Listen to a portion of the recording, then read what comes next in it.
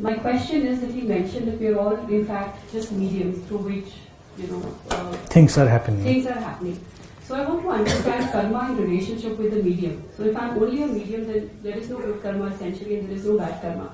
Why is it that we accrue karma through and if I'm the chosen medium for, let's say, killing him, Yeah, you will kill. And it's meant to happen. Then the Pandavas kill the Kauravas, and the Kauravas kill the Pandavas. So, and they also expiated their karmas. So they did incur a bad karma. If I'm only a medium, then what is this concept of karma in relationship with just me being the chosen medium? Exactly. That is very actually good question and very interesting, very interesting question, and very funny question also. Stupid also. And that's why Krishna was smiling all the time, because he knew what is going on. Actually, there is no good karma and there is no bad karma. There is only karma, no good and bad. It's only interpretation. Medium is a happening. Anybody can become a medium. You see in life, unexpected things happen. Even you cannot expect about anybody, he will do this and he exactly perform that action. If you have to kill a person, you are a saint, you are a very pious person, you never think about killing anybody. But if that killing energy, I will call it energy, killing energy, it is hovering and you become medium, eventually you will kill. Eventually. But in a deeper sense, you haven't killed. It is a dream. So there is no burden of karma. Nowadays we talk many things about karma, and when there are karma healing workshops, even karma reformation, so many books, karma correction, even there is my spiritual friend who repair your karma, you can go to him and just like a punctured car and cycle, he will repair your karma and you will feel happy. But we are living in a dream state, and as you mentioned, so it is better to mention Krishna. In the total Gita, what he is saying? You have to perform this action. Things are already happening. They have already happened. He says to Arjuna, I have already killed them. Have you read it? He says, I have already killed them. So you simply perform your action. Don't hesitate. What he is trying to say? It is your dream state. You identify with the karma. If you realize that you are simply a medium or there is a medium, things happen, actually happen. And right now they are happening. You are here, it happened. You asked this question, it happened. I am giving answer, it is happening. Anybody is smiling, anybody is crying, it is happening. Actually it is happening. But the good karma and bad karma is our invention. And this is shrewd exploitation and politics of spiritual people. The organized religion has created all this stuff. They have to exploit people. So, then if there is a good karma and bad karma, can you balance it? Millions, billions, trillions years will pass, you cannot balance it. You have to balance one bad karma with one good karma. But one day it's like a dream, you realize, oh, I have not done anything. It is simply happening, I am just a medium. And when you become transparent medium, then divine things happen. When medium is contaminated things happen. But fundamentally everybody is medium. So you cannot take pride in your doing, you cannot feel shame and guilt in your doing, and that is the greatest freedom. If you can see this truth, you are free from pride and you are free from the guilt and shame. That is the main crushing thing. You feel guilt for so many things. Oh, I should not have done this, I should not have done that.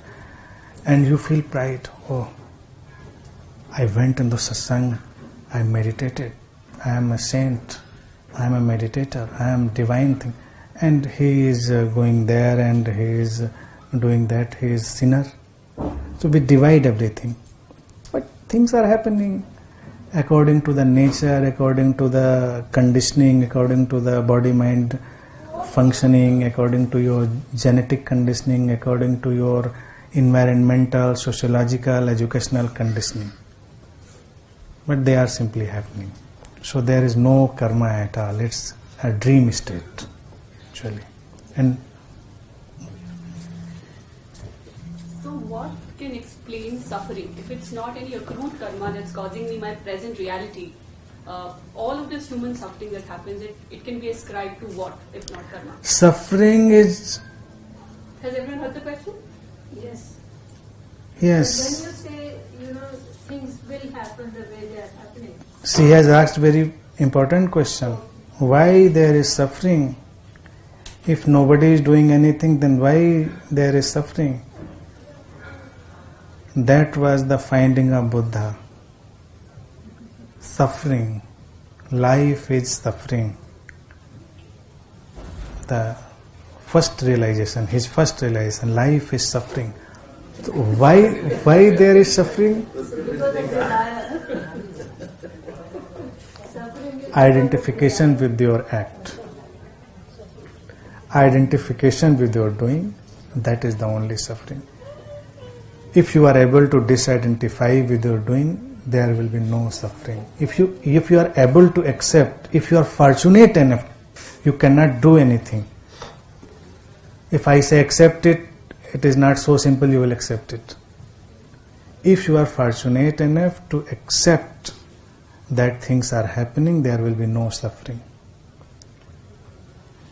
At the end of his teaching, Buddha said actually, that is the very important thing in spirituality and shift in the spirituality, fundamental shift in the spirituality. At the end of his life, his disciples gathered and asked him, can you summarize your teaching? Can you summarize? And he started from the point when he said, you are the responsible for everything in your life.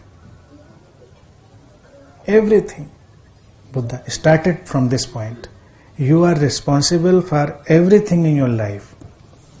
Then at the end of his life, when disciples asked him, please summarize your teaching, he spoke only 3 sentences. Events happen, deeds are done, consequences happen, but there is no personal doer of any deed. That was. He says, this is my fundamental teaching. Just meditate on these words. Try to meditate on these words and you will find actually this is true. But then question arises, why he said in the beginning, you are the responsible? Because identification is yours. You have identified with everything, with every act, with your every idea. Thought happens, you say, it's my thought, in my view. What is your view? It happens. That I challenge everybody, predict your next thought. If it is your thought, just predict the next moment thought. Thoughts are happening in the field of consciousness. In the more technical terminology, in the unified field of consciousness, thoughts are happening. They are arising, disappearing, dissolving. And Indian mythology, we call it a Leela. We call it a play of consciousness. We never take life too seriously. We say, this is Leela, play of consciousness. Thoughts arise, they come and they go. People feel pain and pleasure. Sometimes pain arises, sometimes pleasure arises. This is our Leela. So, identification with this Leela is the problem, and that is the ultimate realization. Things are happening, events are happening. Then again you can ask the question, what about my free will? Then, am I free to do anything? Then simple answer, you are free to do anything. You are free to do everything. You have total free will. But that free will has no value at all.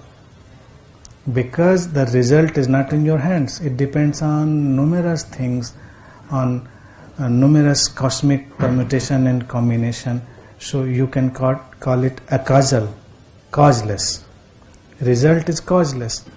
You throw your idea and then it hover into the universe and return to you with the many different colors, with the numerous shades you can't imagine.